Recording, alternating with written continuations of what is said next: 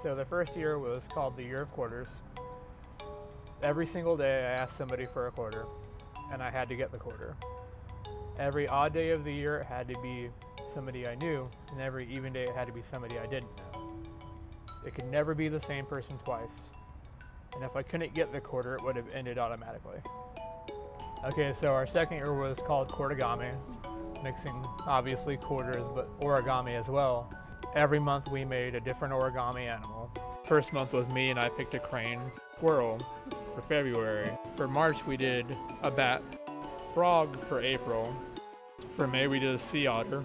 June we did a hummingbird. For July we did a raptor. So August was the shark. September was the bunny. A black Halloween cap. November we did a moose. So we're like, God, dragons. We sold half of them at the boba house for $1 each. And we gave half away to a stranger every day.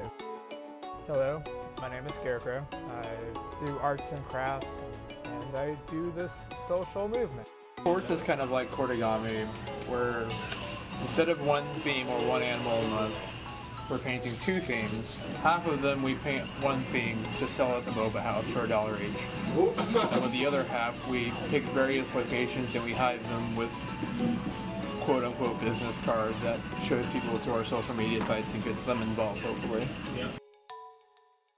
The quarter was just the icebreaker, so I, in the beginning, had no idea what I wanted to go towards. I just knew that here was the money that I was saving. Through it, people suggested, why don't you give it to like companies? And I was like, I don't want to give my money to a business. And people were like, why don't you give the money to homeless people? But then one person just suggested, why don't you get fast food gift cards? And from that, I was like, I'm gonna make these paper bags of like socks, gloves, matches. Yeah, so the second year I researched an origami foundation. There was literally a thing called the Thousand Cranes Foundation, and it was a children's hospital. And then this year for the rock painting in the courts, we are donating to 3 different animal sanctuaries. And did you expect for it to become what it's become? No, you guys are crazy. But we have enough of the quarter supporters in the quarter family that make sure it stays alive.